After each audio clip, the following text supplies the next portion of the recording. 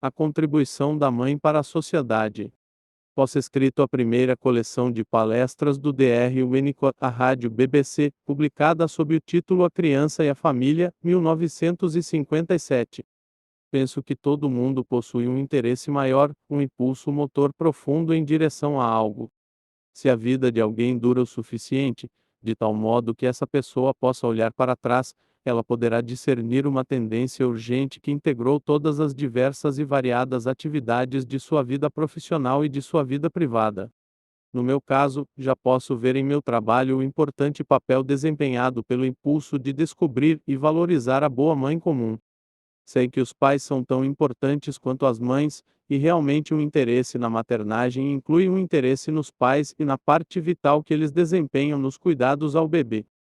Quanto a mim, no entanto, é às mães que me sinto profundamente compelido a me dirigir. Quer me parecer que falta alguma coisa na sociedade humana. As crianças crescem e tornam-se por sua vez pais e mães, mas, de modo geral, não chegam ao ponto de saber e de reconhecer exatamente o que suas mães fizeram para elas no início. Há uma razão. Somente agora é que se começou a perceber a parcela que cabe à mãe.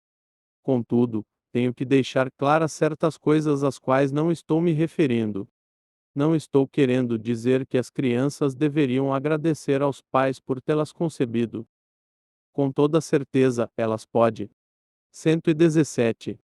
Iam esperar que sua vida tenha sido uma questão de satisfação e prazer mútuos. Os pais certamente não podem esperar agradecimentos pelo fato de que os bebês deem existência. Os bebês não pedem para nascer. Há algumas outras coisas que não estou querendo dizer. Por exemplo, não quero sustentar que as crianças tenham qualquer obrigação em relação a seus pais por conta de sua cooperação na construção do lar e nos afazeres da família, mesmo que eventualmente se desenvolva alguma espécie de gratidão. Bons pais comuns constroem um lar e mantêm-se juntos, provendo então uma ração básica de cuidados à criança e mantendo, portanto, um contexto em que cada criança encontra gradualmente a si mesma seu e ao mundo, e uma relação operativa entre ela e o mundo. Mas os pais não querem gratidão por isso. Eles têm suas recompensas e, em vez de receber agradecimentos, preferem ver seus filhos crescerem e se tornarem eles próprios pais e construtores de lar. Isso pode ser dito de outra forma. Estão cobertos de razão os meninos e as meninas que censuram os pais que, depois de terem nos trazido à existência, não lhes fornecem o suprimento mínimo necessário para iniciarem a vida. Durante o último meio século tem havido um crescente aumento na consciência do valor do lar. Infelizmente, essa consciência provém da compreensão dos efeitos de um lar ruim. Conhecemos algumas das razões que fazem essa longa e exigente tarefa. O trabalho dos pais de compreender os filhos. Valer a pena. E, de fato, acreditamos que esse trabalho prove a única base real para a sociedade, sendo o único fator para a tendência democrática do sistema social de um país. O lar, contudo, é de responsabilidade dos pais e não da criança.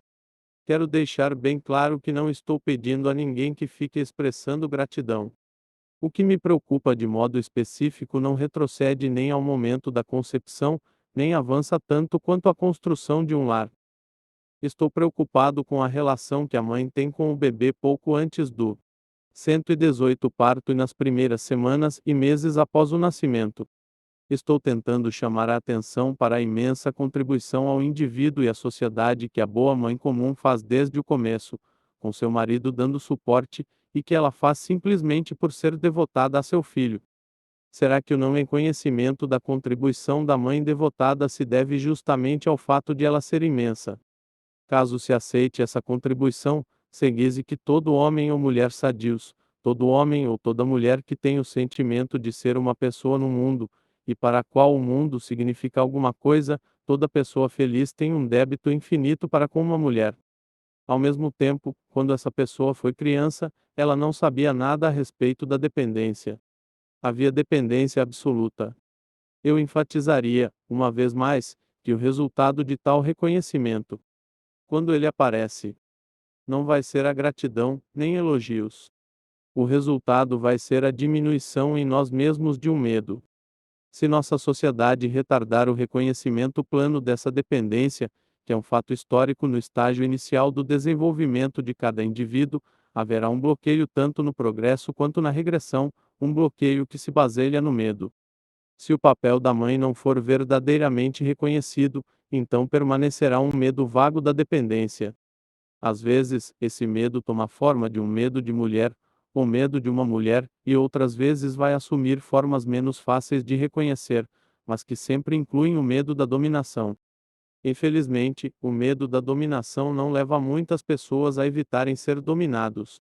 Ao contrário, encaminha essas em direção a uma dominação específica ou escolhida. Realmente, caso se estudasse a psicologia do ditador, poder-se-ia esperar descobrir, entre outras coisas, que em sua própria luta pessoal ele está tentando controlar a mulher cuja dominação ele inconscientemente teme, tentando controlá-la através de um enclausuramento, agindo por ela, e por sua vez demandando sujeição e amor totais. 119. Muitos estudiosos da história social pensaram que o medo de mulher é uma causa poderosa do comportamento aparentemente ilógico dos seres humanos em grupo, mas esse medo raramente tem suas raízes desvendadas. Desvendado na raiz de cada história individual, o medo de mulher se transforma em medo de reconhecer a dependência. Por conseguinte, existem razões sociais muito fortes para que se estimule a pesquisa nos estágios mais precoces da relação mãe-criança. De minha parte, ocorre que fui levado a descobrir tudo o que pude a respeito do significado da palavra devoção, no sentido de me manter o mais plenamente possível informado e reconhecido em relação à minha própria mãe. Nesse momento, um homem está em posição mais difícil do que uma mulher. Ele não pode, obviamente, reconciliar-se com sua mãe através do ato de se tornar mãe. Ao homem só resta a alternativa de aproximar-se ao máximo da consciência daquilo que a mãe realiza. O desenvolvimento da maternagem como uma qualidade em seu caráter não vai ser muito profunda, e a feminilidade num homem manifesta-se apenas como um caminho paralelo aos assuntos principais. Para o homem que está enredado nesse problema, uma solução é participar de um estudo objetivo do papel da mãe, especialmente o que ela desempenha no início. No momento presente, costuma-se negar a importância da mãe. Diz que nos primeiros meses trata-se apenas de uma questão de cuidados corporais, e que, portanto, no início, uma boa enfermeira seria o suficiente. Existem até mães, espero que não neste país, às quais se fala que elas devem ser mães de seus filhos, sendo esse o grau mais extremo de negar que a maternagem se origina naturalmente no ato de ser mãe. Acontece com frequência que, pouco antes da compreensão de algum assunto, há um estágio de negação, ou cegueira, ou um não ver deliberado, como um mar que recua frente à praia antes de lançar a estrondosa onda. Limpeza administrativa, os ditames da higiene, um impulso elogiável para a promoção da saúde corporal, essas e toda.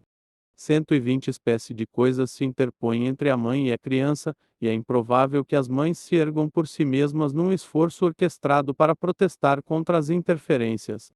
Alguém precisa agir em favor das mães jovens que estão tendo seu primeiro e seu segundo bebê, e que necessariamente se encontram, elas mesmas, em estado de dependência. Pode-se partir do princípio de que nenhuma mãe de bebê recém-nascido vai fazer greve contra os médicos e as enfermeiras, não importa quantas frustrações existam, pois ela está envolvida.